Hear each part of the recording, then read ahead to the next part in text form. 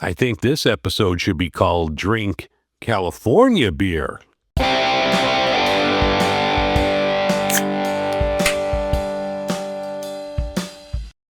This is Beer in Front, part of the Beer Media Group. Every week I'll talk to people in and around the beer world and get their stories all about beer. That's Beer in Front, and it's coming up now. Welcome to episode 267 of Beer in Front. I'm your host, Dave Zalatoris, and Beer in Front is a charter member of the Beer Media Group. The fine people at Firestone Walker hooked me up a couple weeks ago. They sent over a variety pack of their IPAs. So on this episode, I'm going to have all four of those beers. I mentioned, I think it was on last week's show, that yes, they sent this to me. I did not pay for it. I'm under no obligation to rave about it. They never said anything. They were just like, hey, we like what you do. Here, let us send you some samples. So I'm going to give you an honest review of all of these. Firestone Walker makes great beer, so I have no doubt in my mind that these are going to be excellent. But, I can give you an honest review. They're not paying me. I'm not, blowing smoke up anyone's ass. I'll give you an honest review of what I think of these beers, but I'm assuming they're all going to be good. If you didn't get a chance to catch the live stream on Friday, head over to my YouTube page. Rod J from Rod J Beer Ventures and we had our Midwest beer show. That was a lot of fun. We talked about great news that's happening in the Midwest, and along with some other notes from the beer world. It's always a good time to talk to Rod J. So if you didn't catch it on Friday, you could watch the replay of it and tune in every other Friday. We're going to have the Midwest Beer Show. So that's a lot of fun. I hope you could tune in. We do it Friday nights at 8:45 p.m. Central. I know it's an odd time, but I get home from work at 8:30, so that gives me time to throw on a fresh black t-shirt and start the show with Rod. So definitely check out the Midwest Beer Show over on YouTube. I mentioned a couple of weeks ago that I messed up my UCL ligament in my elbow, and that has not been fun. I've been walking around with a elbow brace for the last 6 weeks. Well, they finally said, you know what, Dave, you should maybe see a specialist outside of us sending you to some urgent care doctor. You think? Talked to the guy there, really cool. He was like, I don't think you're going to need Tommy John surgery, but let's do an MRI to be on the safe side and rule that out. He's like, I'm thinking it's more of like a severe tennis type elbow. And he's like, if that's the case, we'll just be able to give you some cortisone and hopefully get you back to work without having surgery. So that's excellent news. I have the MRI coming up on Friday the 15th, and then I'll go over it in a week or so afterwards when I get to see the doctor. But that is good news on my elbow. While I've been working with this elbow contraption on, I'm out of the way of pretty much everyone. I'm a doorman, pretty much a bouncer for a premium service club at our ticket counter at the airport. And I'm pretty close by to some of the TSA guys. And one of the gentlemen who works for TSA is like, I watched one of your videos, and he was talking about a beer that I had from Grandpa Beer, this guava sour. So Grandpa Beer, you have a fan and of the TSA here in Chicago, and they want to try some of this beer out. So it's always cool to hear from people that watch your videos, listen to your podcasts, and want to try some of the beer you've talked about. So that's really cool. All right, I'm going to quit rambling here because I have 4 beers to drink from Firestone Walker, so stay tuned.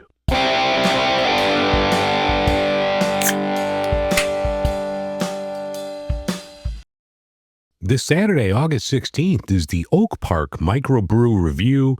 It's the largest zero-waste craft beer festival in the Midwest. This kicks off at 12 o'clock noon. I've heard some great things about this festival in the past. I've been to other fests that they've had in Oak Park that have been really good. So I'm really looking forward to this. They reached out and offered an invite to the festival. So Ruby and I are going to attend on Saturday. This looks really good. I like that the proceeds benefit 7 generations ahead. That's really cool. I dig the zero waste aspect of this. So it's more than just your typical beer fest. So actually good things are happening because of this. They have a ton of great breweries that are going to be there. I mean, the lineup is just spectacular. Let me read some of these breweries off to you here because this looks like a absolute winner. The lineup is pretty much a who's who of great Illinois breweries here. They have a couple others, like Two Town Cider House is going to be there. But just the lineup, if you're a fan of beers from the great state of Illinois, you need to hit up this festival. I mean, you have Art History, Beguile, Blind Corner, Burning Bush, which is right by me, Bubble House, Brother Chimp, Casa Humilde, Church Street, amongst many others. So I'm looking forward to trying these. There's a couple that I have not had yet or have not had the privilege of trying. So those are ones that I want to hit up first. So I'm really looking forward to that. They have some good restaurants there. Haymarket, the brewery here, they're going to have some stuff. Maggie's Sweets, a place called Bad Johnny's Pizza. Wait, there's a place called Carnivore. Oh, sign me up for that. They have bands. They have everything there. This looks really good. I'll include the link in the show notes if you want to pick up some tickets, but this looks really good. If you're going, get a hold of me, send me an email. I like to say hi because Ruby and I will definitely be there. So if you're in the Chicagoland area in Oak Park, coming up on Saturday, August 16th, you got to head over to the Oak Park Microbrew Review.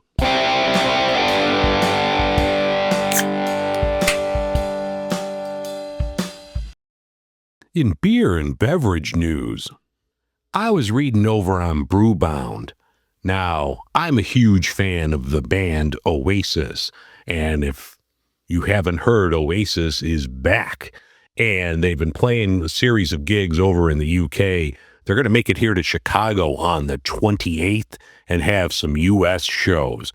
That's probably the one band that I would like to see that I haven't seen before.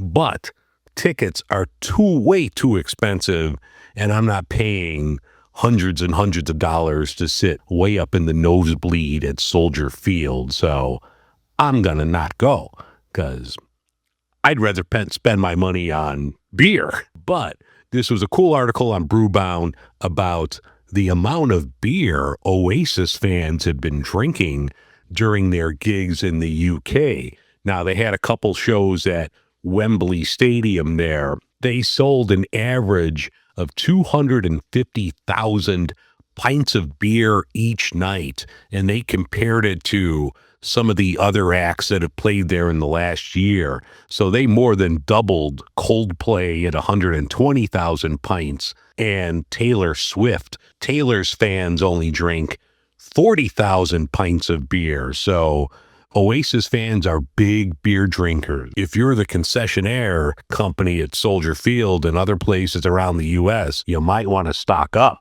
Boulevard Brewing is coming out with a hard seltzer. It's called Quirk. This is a partnership with athletics from Kansas University. This looks really cool. It has their logo on there. It's a seltzer with strawberry, lemon, and basil, which sounds really good. I would drink that. So look for that from Boulevard. I talked to the people over at Billy Goat Hop Farm last year. Well, they're having their 4th annual Southwest Fresh Fest. That's on September 20th. Tickets are available now. So if you're in Colorado, you got to check out Billy Goat Hop Farm and the Southwest Fresh Fest. If you live in the fine state of Rhode Island, you can get Malort. It's available now, so if you listen in Rhode Island, you need to grab yourself some Malort. There were some other beer news that we talked about on the show with Rod J yesterday, so check that out. Check out the Midwest Beer Show. You can get more news right there over on YouTube.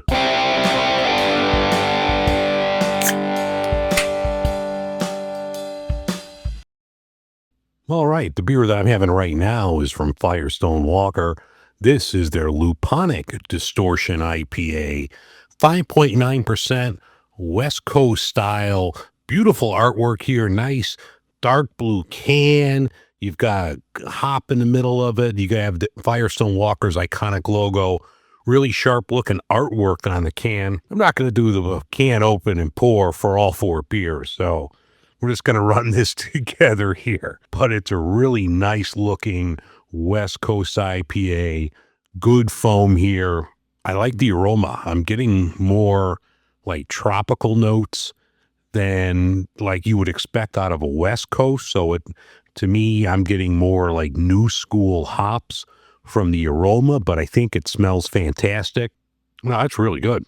You do get that flavor, the new school hop flavor with a nice West Coast bitterness that you know and love. When since everything's hazy nowadays, you don't get a lot of bitterness. This tastes really good. It's really good. 5.9%.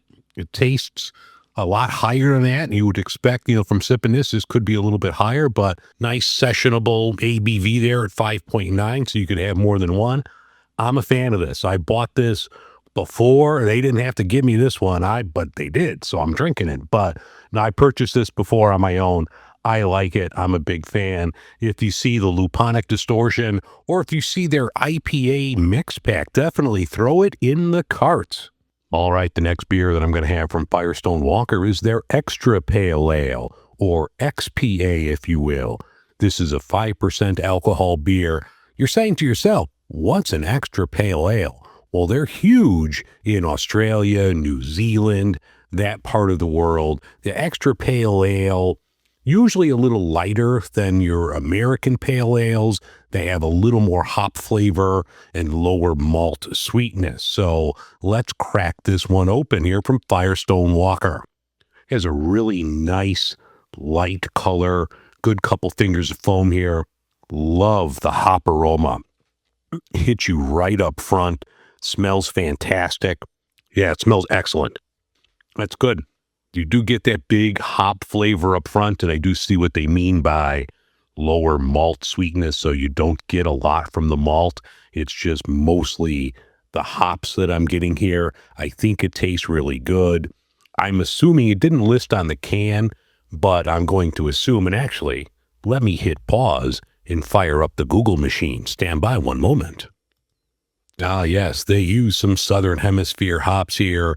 In addition to some California hops, they use Mosaic from the Pacific Northwest and Nelson Sauvin out of New Zealand. So that's the hops they use. I kind of figured they were going to use that for this. I think it tastes really good. I would prefer maybe a little more malt, but I think that's just my preference to the American pale ale style. But I kind of like this. I'm digging it. That's good. If you see it, put it in a cart. I'm not sure if they sell this. I only go by what I see here in Chicago. I don't know if they sell this individually or if it's just in that mix pack. But if you see it, you definitely need to grab it, give it a try. Try the Extra Pale Ale from Firestone Walker. All right, the next one I'm going to have from Firestone Walker is their Union Jack IPA. Lovely can art here, 7% alcohol by volume. It poured really nice, good foam, another West Coast IPA. Little darker than their others, but I like it. Smells great. I mean, you just get all the wonderful hops there. Really nice smelling IPA. That's really good. Good flavor from the hops. You get a little bit of that malt character there. Nice bitterness at the end. I think this is from top to bottom, just a rock solid West Coast IPA. This one's really good. I like the bitterness I'm getting from this. Yeah, that's outstanding. Something you can just drink all day long and I'd be good with it. I'm a big fan of this. So far, everything I've had has been really good. So I have one more that I have to do here. And then, I'll put it all together and, one episode. But this is really good. If you see the Union Jack IPA or the Variety Mix Pack, it's excellent. Put it in the cart. Great IPAs from Firestone Walker. Okay, the last of the Firestone Walker beers I'm going to have is their California IPA. This checks in at 6.5% alcohol, 44 IBUs on this. They use Mosaic, Strata, and Citra hops, so let's give it a whirl. The California IPA has a nice golden color, good foam here, really nice aroma here from the hops. I get a lot of like citrus, like grapefruit from here. Yeah, it's just a great smell. I get some pineapple out of this. I mean, it smells really good. Oh, that's delicious.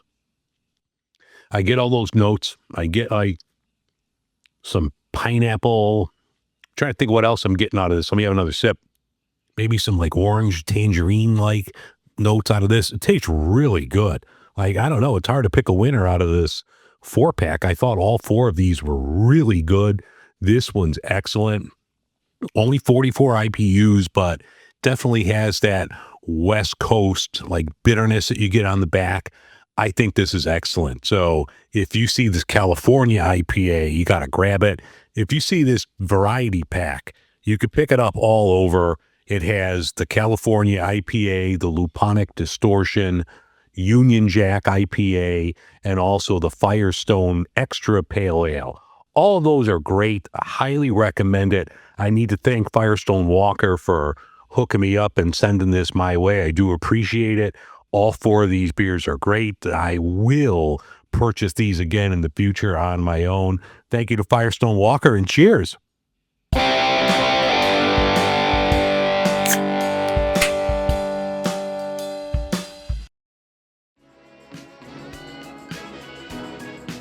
All right, that's going to wrap things up for this edition of Beer in Front. I thank you very much for listening. If you'd like to support the show, head over to patreon.com/beerinfront for more information. If you need to get a hold of me for any reason, email me, dave@beerinfront.com. Have a great week, everyone. I'll talk to you next week. And remember, sometimes the beer in front of you is the best one yet.